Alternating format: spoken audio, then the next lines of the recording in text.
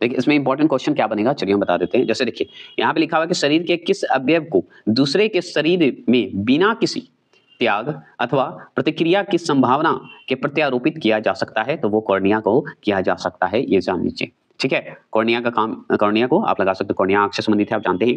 मानव शरीर में सर्वाधिक कोलेस्ट्रॉल कहाँ बनता है, तो ये बनता है यकृत में, लिवर में बनता है, ये आप भी जानते हैं। अगर पूछे एंटीजन क्या है, तो एक पदार्थ जो प्रतिरक्षक तंत्र को चालू कर देती है, ये भी जान गए। अगर आपसे पूछेगा कि आमाशय में भोजन का पाचन किस माध्यम से होता है, तो अम्लीय के कारण होता है। तो आमाशय में भोजन का पाचन अगर पूछे किस माध्यम से होता है, तो अम्लीय के कारण होता है। अगर छोटी आंत में भोजन का पाचन किस माध्यम से होता है, तो क्षारीय से होता है। अगर पूछे शरीर में भोजन की पाचन क्रिया कहाँ से प्रारंभ होती है, हो जाती है, तो मुख से हो जाती है, होती है ना। अगर लार बोलते हैं, लार नहीं, लार ग्रंथि कहाँ स्थित होता है या होती है, तो मुख में होता है, आप अच्छे से जानते हैं ये सब। अब देखिए पाइलोरिक ग्रंथि कहाँ होती है, तो आमाशय में होती है, स्टमक में होती है, पेट में होती है।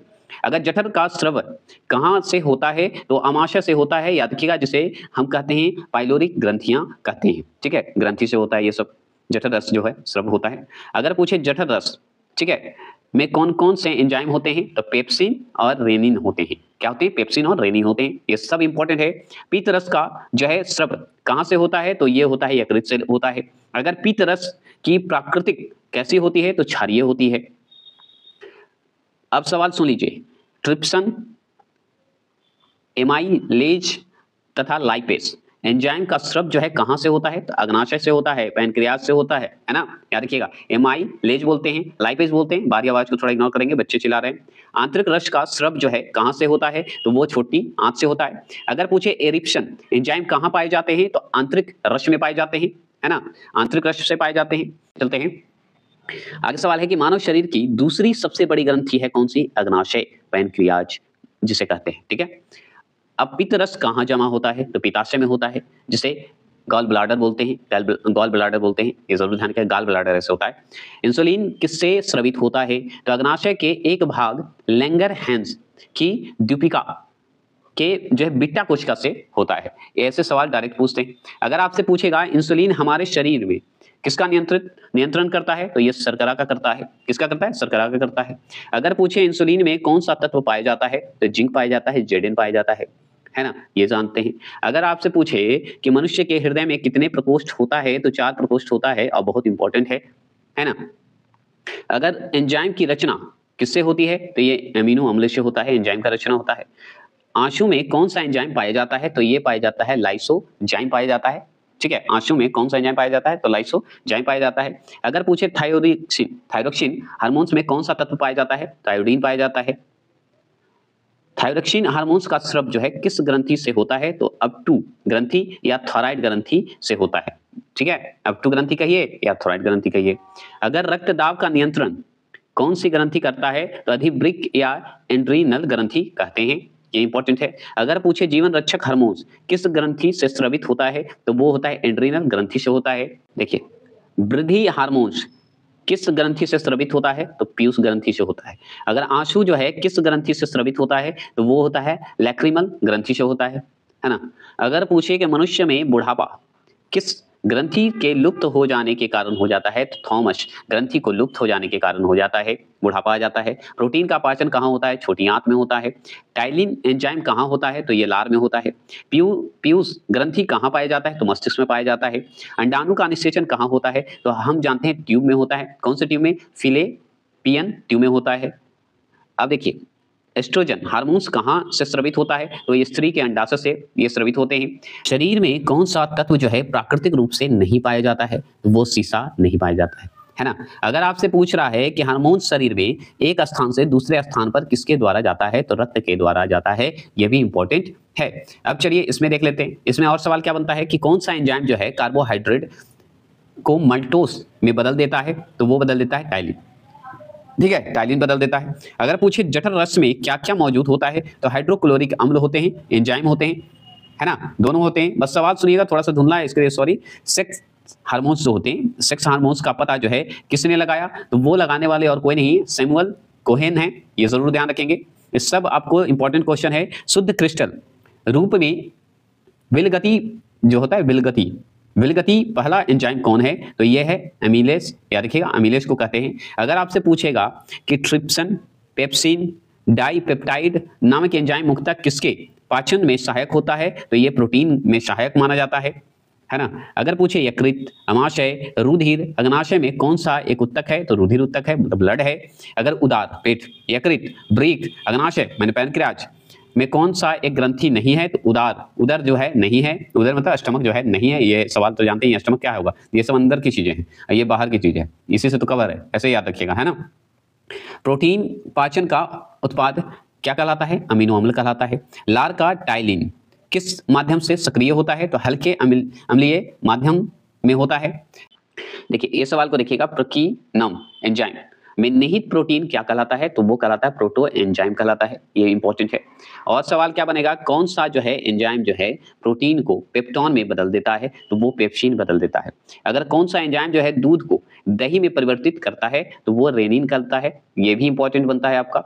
अगर आपसे पूछे कौन सा एंजाइम जो है, याद रखिए कौन सा एंजाइम जो है प्रोटीन एवं पेप्टोन को जो है पॉलीपेप्टाइड तथा अमीनो अम्ल में परिवर्तित कर देता है? तो ट्रिप्सन कर देता है, याद रखिए ट्रिप्सन कहते हैं। अगर पूछे कौन सा जो है एंजाइम जो है मॉड को शर्करा में बदल देता है? तो एमाइलेज जो है बदल देता है, ठीक है। किस ताप पर एंजाइम सर्वाधिक सक्रिय होता है? तो वो 40 डिग्री सेल्सियस पर सक्रिय माना जाता है, ठीक है। ये भी जानते हैं, अवशोषित भोजन का शरीर के उपयोग में लाया जाना क्या कहलाता है? तो वो कहलाता है क्या? स्विंगीकरण कहलाता है। क्या कहलाता है? स्विंगीकरण कहलाता है।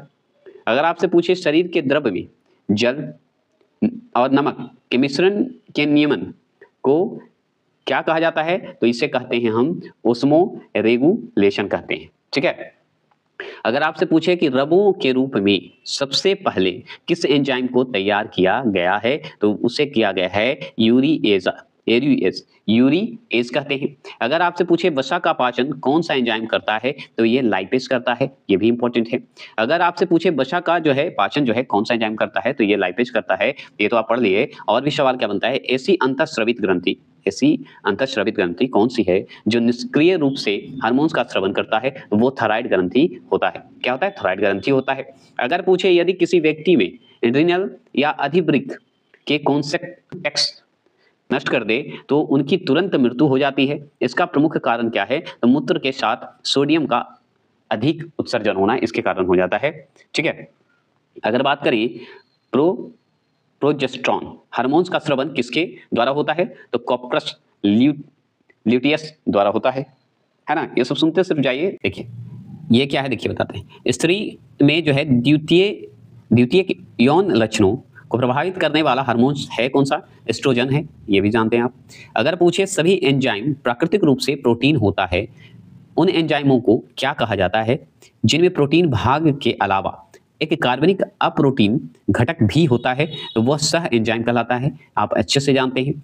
थोड़ा सा धुंधला होगा, मैनेज करिएगा। पुरुषों में कौन सा हार्मोन्स जो है प्रजनन के लिए उत्तरदायी है? तो उस हार्मोन्स का नाम है, याद रखिएगा, सुन लीजिए, टेस्टोस्टेरोन होता है ना, ये जानते हैं। अगर आपसे और पूछेगा क्या, और सवाल पूछता है कि कौन सा पाचक रस है जिसमें एंजाइम नहीं होता है पर पाचन में सहायक होते हैं? तो वो होते हैं पीतरस, ठीक है, वो होते हैं पीतरस। अगर आपसे पूछेगा कि एक अनिषेचित, ठीक है, मानव अंडाणु में समानता होता है, तो वो होता है एक एक्स क्रोमोसोम होता है, ठीक है। चलिए, किस ग्रंथि को मास्टर ग्रंथि भी कहा जाता है? तो पीयूष या पिट्यूटरी ग्रंथि को कहा जाता है। अगर आपसे पूछे हार्मोन्स क्या है, हार्मोन्स अगर आपसे पूछे तो क्या बताएगा? ये सभी प्रकार के रासायनिक क्रियाओं को नियंत्रित करता है, ये हार्मोन्स होता है। अगर हमारे शरीर में आधारी उपापचय बोलते हैं, इसे उपापचय बोला जाता है, को नियंत्रित करने वाला हार्मोन्स कहाँ से निकलता है? तो ये निकलता है थायराइड ग्रंथि से ही निकलता है, आप अच्छे से जानते हैं। अगर पूछे किस ग्रंथि से निकलने वाले हार्मोन्स को लड़ो एवं उड़ो, मतलब फाइट एंड फ्लाइट हार्मोन्स कहा जाता है, तो वे अधिवृक्क को कहते हैं, अधिवृक्क ग्रंथि को कहा जाता है। उसका दूसरा नाम अगर ऑप्शन में आया जाए तो एड्रिनल, टिक लगा दीजिएगा, जो कि इसका नाम है। आपसे पूछेगा हिपैरिन नामक प्रोटीन का उत्पादन जो है कहाँ होता है? तो यकृत में होता है, और लीवर में मतलब बोलते हैं याद रखिएगा, सॉरी। लसिका में पाए जाने वाली कणिकाएं क्या कहलाती है? जो वास्तव में श्वेत रुधिर कणिका होती है तो वो होता है लिम्फोसाइट होता है, और बहुत अच्छे से श्वेत कणिका WBC है ना, ऐसे याद रखेंगे। वृक्क के 2 भाग होते हैं। कौन कौन होते हैं? बाहरी भाग और भीतरी भाग, मतलब आंतरिक होगा एक, और क्या। तो बाहरी भाग जिसे हम कहते हैं कॉर्टेक्स, और भीतरी भाग को, अंदर वाले भाग को मेडुला। आप अच्छे से जानते हैं इसके, ब्रेक के 2 भाग होते हैं, ब्रेक मतलब किडनी, है ना। चलिए आगे चलते हैं। प्रत्येक नेफ्रॉन, नेफ्रॉन मतलब किडनी से ही संबंधित है, ये भी जरूर ध्यान रखें। प्रत्येक नेफ्रॉन में एक छोटी प्याली नुमा रचना होती है, उसे क्या कहते हैं? तो उसे कहते हैं बोमेन संपूट कहते हैं। क्या कहते हैं? बोमेन संपूट कहा जाता है, मतलब बोमेन कैप्सूल कहते हैं। अगर पूछे मूत्र का रंग हल्का पीला उसमें उपस्थित किस वर्णक के कारण होता है? तो ये यूरोक्रोम के कारण हो जाता है। देखिए मानव शरीर में आयोडीन युक्त नमक का क्या अर्थ है? तो थायराइड ग्रंथियों के कार्य का नियंत्रण करता है। क्लियर हो गया। अब चलिए इसमें क्या है कि मानव शरीर में विभिन्न पदार्थों की औसत मात्रा याद रखना है, जो कि आप देख रहे हैं पदार्थ एक तरफ औसत मात्रा है, पदार्थ है औसत मात्रा है। तो जानते हैं जल में अगर पूछे औसत मात्रा, मानव शरीर के पदार्थों की बात हो रही है, मानव शरीर में होता है, तो जल जो पदार्थ है उसकी औसत मात्रा होनी चाहिए 63%। प्रोटीन की मात्रा होनी चाहिए 17%, याद रखिएगा। अगर वसा की जो पूछे तो 12%। खनिज लवण एवं विटामिन की अगर होनी चाहिए तो 60%। कार्बोहाइड्रेट्स की होनी चाहिए 5%। ये सब जो है औसत मात्रा है मानव शरीर का, याद रखिएगा। चलिएगा मानव शरीर के विभिन्न तत्वों का औसत, देखिए ऊपर पदार्थ पढ़े, अब तत्व पढ़ेंगे। तत्व में जैसे कि देखिए तत्व एक तरफ है, औसत मात्रा है, तत्व है, औसत मात्रा है, सिर्फ सुनते जाइए और एग्जाम देने जाइए, हो जाएगा। जैसे ऑक्सीजन का अगर बोले, ऑक्सीजन तत्व है तो ऑक्सीजन का औसत मात्रा होना चाहिए 65%, मतलब 65%। हाइड्रोजन का होना चाहिए 10%, कैल्शियम का होना चाहिए 2%, कार्बन का होना चाहिए 18%, नाइट्रोजन का होना चाहिए 3%, पोटाशियम का होना चाहिए 0.35%, और फास्फोरस का होना चाहिए आपका 1%, सल्फर का होना चाहिए 0.25%, सोडियम का होना चाहिए कितना 0.15%, तांबा का होना चाहिए 0.05%, क्लोरीन का होना चाहिए 0.15%, अन्य अगर पूछे तो 0.046% होना चाहिए, और मैग्नीशियम का होना भी चाहिए कितना 0.004%। ये